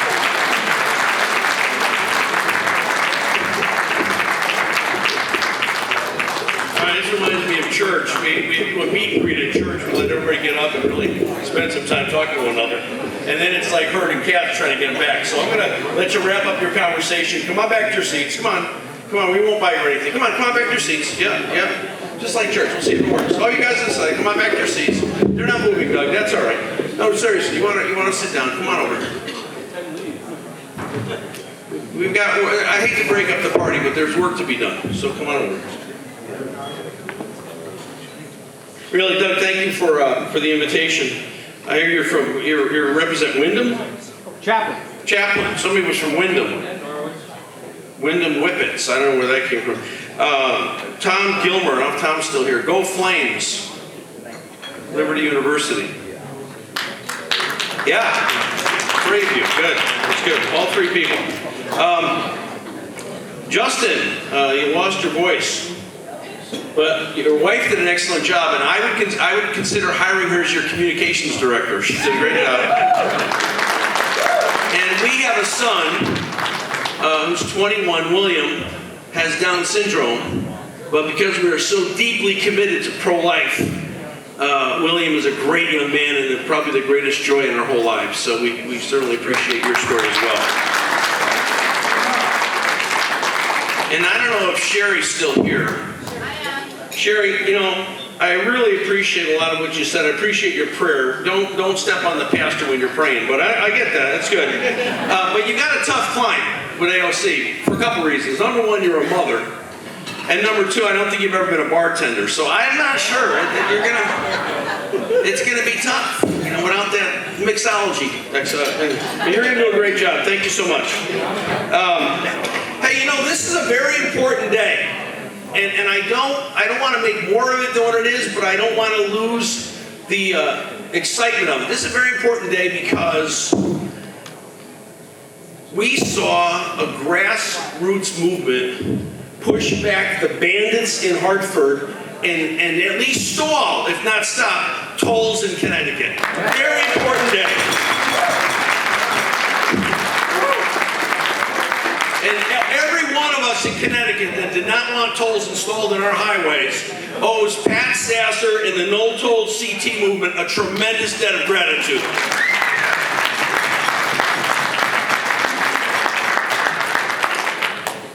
I think it's important today because there's some lessons for us to learn from what happened. And I think people around Connecticut should feel good about the fact that this truth has not been completely forgotten, even in blue socialist Connecticut. That people's voice and vote still matters. The individuals can still make a difference. People that held signs at rallies, people that stood up at Hartford, people who donated to No Toll CT, people who signed petitions, people who put bumper stickers on their car. We scared them. We scared those Democrats, and they were afraid that they'd get voted out of office, and so we actually, the people, it wasn't the Republican movement, it was we the people that stalled tolls. And I think we should be really, really excited about it and very grateful for it.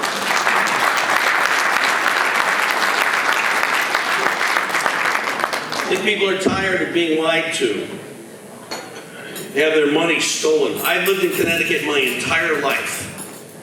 I lived through the income tax debacle, and I would tell you, how many of you remember the income tax? Thank you, Lowell Weicker. The only time I voted Democrat my whole life was for Joe Lieberman, just against Weicker, because I hated him so much. No, I don't hate anybody. I really love people. Just dislike him intensely. But I don't think we've seen, since the income tax movement, a grassroots movement that has been so energetic as the No Tolls movement. I think people are tired of being lied to. I think they'd like to know how many more times can Ned Honest Abe Lamont break a promise. Seriously, this guy doesn't know which way he's going. It's a comedy show up there. Very disappointing.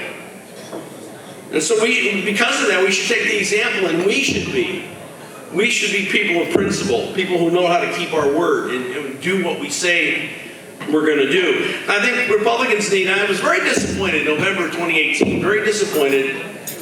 I could not believe that with the disaster and the mess that, well, who would have thought we'd be saying the good old days when Malloy was governor, right? I mean, with the mess that Malloy left us, I couldn't believe that we lost. How could we lose more seats in the Senate? How did we lose ground the House? And how did Bob Stefanowski not beat this guy? Come on. And so, immediately on the radio, I started getting people on. And I'm a Republican, as I said, lifelong. My first election for president that I was eligible to vote for, I voted for Ronald Reagan. I'm a Republican my entire life. But I don't make excuses when we do dumb things as Republicans. I call it like I see it. And so I'd have guests come on the radio, and everybody was saying the same thing. Trump, Trump, Trump. We lost because of Trump. Well, not really. You lost because either you were a rotten candidate, you didn't have a good message, or you didn't communicate it properly. So I don't think this time around we're going to have that excuse to use, because Donald Trump has done more to unify the Republican Party in the United States than anybody since Reagan, and there's no question about that.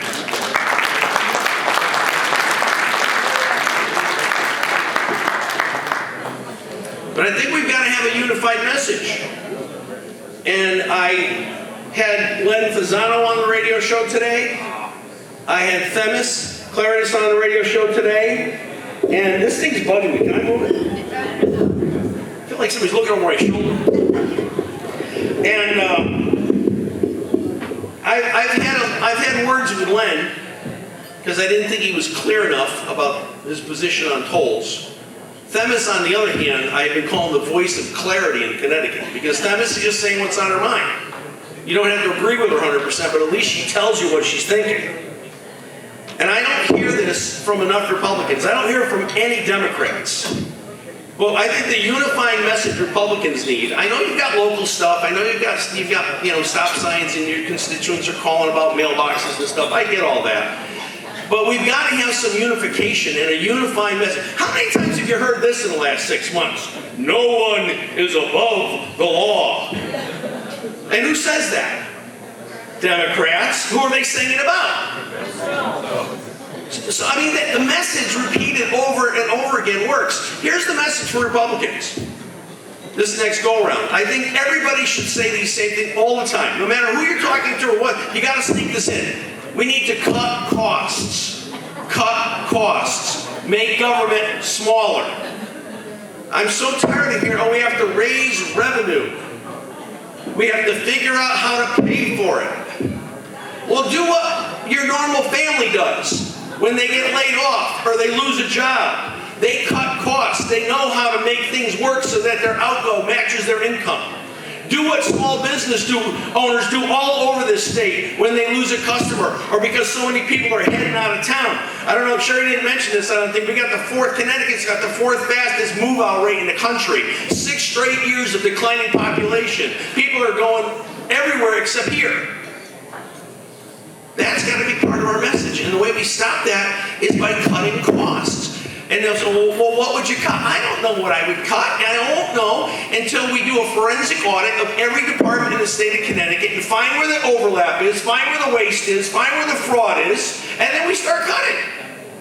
It's not that hard to do, really. But that ought to be one of the unified messages that all Republicans talk about. Again, don't be afraid to stand on Trump's record. The greatest economy maybe in the last 50 years. Unemployment rates, job participation rates, middle class wages growing at a faster rate than the 1%.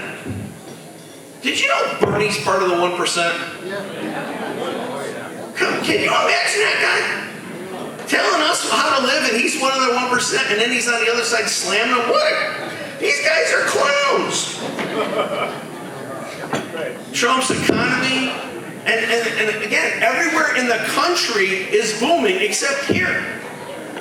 We still haven't caught up to the job loss from 2008. Everybody else is going gangbusters. Foreign policy. Trump's foreign policy is as good as any president's since Reagan. You know why? Reagan wasn't afraid to get in their face and say it the way it was. And Trump's doing the exact same thing. Now, do I agree with Trump all the time? No. Do I like everything Trump says? No. Do I wish someone could break his fingers so he couldn't do Twitter? Yes. But you can't argue with what's happening in the country. We're seeing an economic renaissance because of lower taxes and less regulation. The same thing could work here in Connecticut. Don't be afraid to run on Trump's record. We need more activity in the cities. I hear people bemoan this all the time. Well, we always do good in, Woodstock. By the way, I think Lamont would be a better concert promoter than a governor. He had the tie-dye shirt in Woodstock and rocking out to the 60s. And then we lose Bridgeport. There's a reason why we lose Bridgeport. We don't spend enough time there. We don't spend enough time in major cities. And then we show up 2 weeks before to do a drive-by and wonder why they haven't heard of the candidates, why they haven't hired anybody, how they haven't heard of these folks. We need a 12-month-a-year project just for the cities. If we're going to win. I don't know about you. Are you tired of losing? Would you like to win a little bit more? Seriously, I mean, I'm a lifelong Republican. I'm born and raised in Connecticut. I'm so embarrassed of what's happened to this state. I remember years ago when I would start traveling, my early 20s, and I'd be out in Indianapolis, Indiana, and they'd say, where are you from? I'd say, I'm from Connecticut. And they'd go, ooh. Like I was a millionaire, right? How many remember those days when you said you were from Connecticut? People thought you were a stinking millionaire. I'm in California last year at a race, at a table with other business owners, and they said, where are you from? And I said, Connecticut, and they laughed and said, we're sorry. We're the laughing stock of the nation, in case you haven't traveled outside of Connecticut lately. Doesn't have to be that way. We were the jewel of the East Coast. Remember back in the heyday? We were the powerhouse. Connecticut we had it all. We were all that in a bag of chips. And now we're a laughing stock. I read a study on the radio the other day from, of all places, the only place more screwed up financially than Connecticut is Illinois. And the Illinois Policy Institute was trying to convince the legislature not to do what Connecticut did.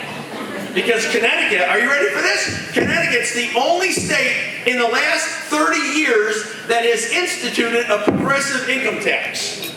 And they're saying, Illinois, who wants to go bankrupt worse than we do, and we can't because we're a state. They're saying, please don't do what Connecticut did. You'll kill your growth. You'll kill your middle class.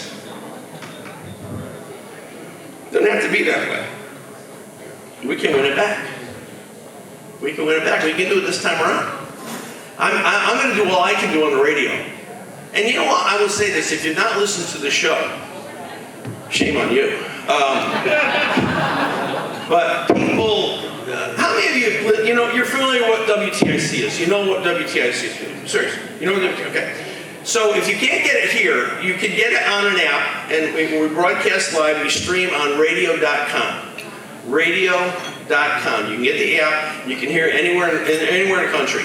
I will tell you, people should thank God for WTIC because WTIC is not owned by a conservative group, surprisingly enough. But we have unbridled power, 50,000 watt radio, and I am on from 9 to 12. I can say anything I want to say. I can bring on any guest that I want to bring on. They never say, oh, don't say that. You sound too conservative. You're too Republican. Todd Feinberg's on in the afternoon from 3 to 6. More libertarian than conservative, but very solid. And at least we have some voice. At least we don't have to only have the Hartford Courant. New Haven Register. At least there's some decent media that people can hear conservative thinking. So if you want to hear some solid conservative thinking, radio.com, WTIC News Talk 1080, 3 to 9. Will Murata, your host here. Matt Soroyce at the control board. And the phone's 800-966-9842, 860-522-9842. Give us a call. I'd love to hear it too. I'm sorry. I digress. Last thing I just want to encourage you, this is, I think people respect us more when we're very plain with our positions. People sniff out wafflers. So when asked the toll question, well, I'm not sure about it. I haven't read the bill. I don't know. I have to see it. We have to talk with the caucus. Nah. Are you for or against tolls? Just say it. I had Alex Bergston on the show a couple weeks ago and last week. She's a senator down in Greenwich, right? At least she's honest. She's voting no on tolls, she said, but at least she's being honest. She doesn't think it's enough. I want to toll everything. Trucks, cars, horses, buggies, whatever. At least she says what she believes. I can respect that. Instead of this waffling, mamsy-pamsy nonsense, oh, I'm not really sure, I have to read the bill. Nancy Pelosi. In the absence of clarity, listen to this. If you take anything away from tonight, listen to this. In the absence of clarity, people fill in the blanks themselves. If you don't tell them what you stand for and what you believe, somebody else will. And more than anything else, for people who serve in politics, and I respect you greatly, I do not have the patience for it. They would call the police and carry me out because I'd be screaming. But for those who serve in politics, or those who are aspiring to serve in politics, the most important thing you have is your word, and the clarity of your word, and to keep your promises. And don't be ashamed of your positions. If you're pro-life, be pro-life. Say it loud, say it proud. If you're for the Second Amendment, don't worry about your neighbors that they're not. And please, don't run away from Trump. He's fixing the country. We finally have a good standing in America. Foreign countries respect us again. That hasn't happened for a very long time. And oh, by the way, if you didn't hear yet, if you didn't hear the news, there will be no more witnesses. They had to vote. I was driving in to listen to it. 51-49. It's done. It's done. They will likely, and I don't know why, but they will likely have the final vote Wednesday. I was hoping they'd do it on Monday before the State of the Union, but it just didn't work out that way. So I'm happy to be a Connecticut resident. I'm not going anywhere. I'm happy to be a Republican. I don't plan to change. I'm so grateful for you guys. This sounds like this is a fun group. A little weird, but you're fun.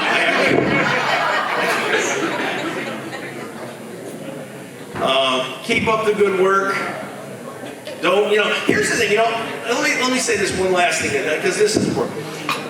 How many of you are on social media? Social media. Anybody on Instagram?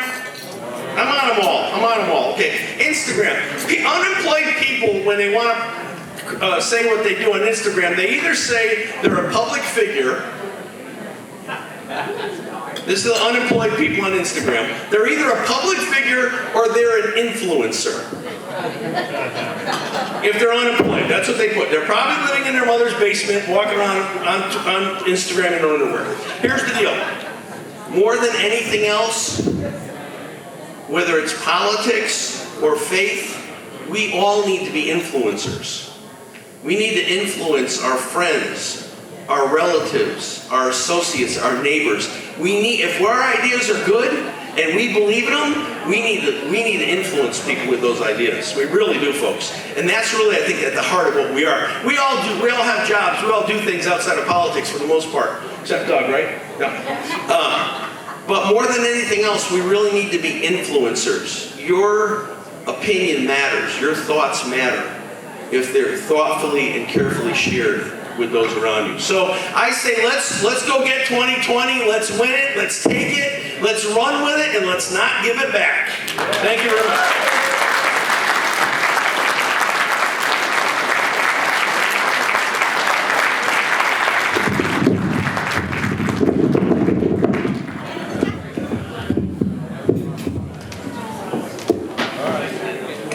Well, thank you, folks. We have a raffle to wrap up. Everybody's got some tickets in their pockets. We made sure of that. Hopefully some of you have hundreds and hundreds of them. But we've got our Vice Chair, Andrew Tedford, is going to come over and explain to you who won what and why. All yours, Andrew. To the half of you that are still here because you endured Doug Dubitzky for 2 hours, I'd like to thank you. And maybe your odds of winning are higher now that other people are gone. So, basket number 1. 344350. Again, 344350. Anyone? Who am I seeing? Oh, look at that. We got a winner. One for every toll. That's great. Look at that. Moving on, basket number 2. 344234. 344. We got a winner back there. Come on up. Doug, you could be a gentleman and meet halfway if you want. Thanks, buddy. After wasting so much of our time, just move this along. Least you could do for me, pal. Basket number 3. 344274. 344274. We got. Oh, you're gonna have to run that to him. He's slow. Come on. Go, bring it to John Gilman.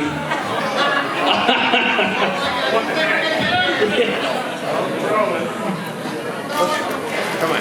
All right, moving on to basket number 4. 344259. 344259. Hey, we got a winner. Thanks for sticking it out. Here she comes. Basket number 5. 344363. 344363. We got another one. Great. Next basket is 344343. 344343. Hey, we got a gentleman coming from the back. Excellent. Next basket, 344315. 344-315. We sold that ticket. Okay, sold all the tickets. 344-315. Yeah, you got it? You sure? You know your numbers? That's good. Someone will run another one out to Mr. Gilman over there. And now this one is fun because this is one of the free ones. 367030. Look at that! And you spent nothing! Oh, excellent! Someone bring her out that basket. Thank you. Next up is 344-311. Right here. Oh, look at that. He knows his numbers. All right, you may as well come on up. I think we're out of runners. That was basket number 9. Thank you. For basket number 10. Oh my God, he's gonna love it. 344-296. Thank you. 344-296. Basket number 11.